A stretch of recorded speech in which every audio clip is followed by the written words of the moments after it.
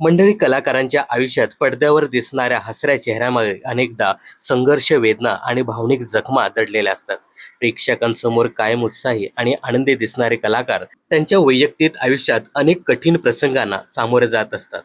असाच एक कठीण प्रसंग अभिनेता संग्राम समेळ याला देखील फेस करावा लागला होता. त्याच्यावर त्यांनी कशी मात केली हे सगळं त्याने नुकत्याच दिलेल्या एका मुलाखतीत सांगितलं आहे. तर पुढचं पाऊल, मुलगी पसंत आहे, बाप माणूस आणि सुखाच्या सरीने, हे मन बावरे यासारख्या लोकप्रिय मालिकांमधून घराघरात प्रसिद्धी झोतात आलेला संग्राम समेळचा 2014 मध्ये साखरपुडा मोडला आणि तब्बल 15 वर्षाचं नातं एका फोन कॉलवर संपल्याचा धक्कादायक खुलासा त्याने केला आहे. या घटनेने तो पूर्णपणे कोलमडून गेला होता.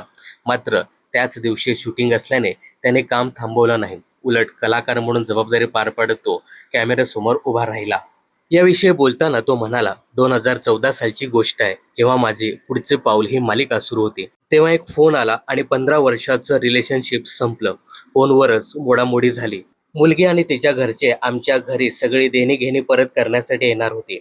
अधिकृतरित्या सगळं संपणार होतं. माझं त्या दिवशी शूटिंग होतं. मी त्या दिवशी सुट्टी घेतली नाही. कारण जर सगळं संपतच आहे तर काय करू घरी बसून. मी शूटला गेलो.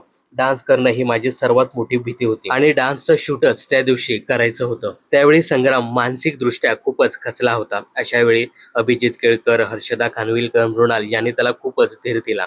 या कठीण काळात सहकलाकारांची खूपच साथ लागली असे त्याने आवर्जून सांगितलं आहे. 2014 मध्ये अभिनेत्याचा ठरलेला साखरपुडा मोडला. त्यानंतर 2016 मध्ये पल्लवी पाटील या अभिनेत्रीसोबत त्याने लग्नगाठ बांधले.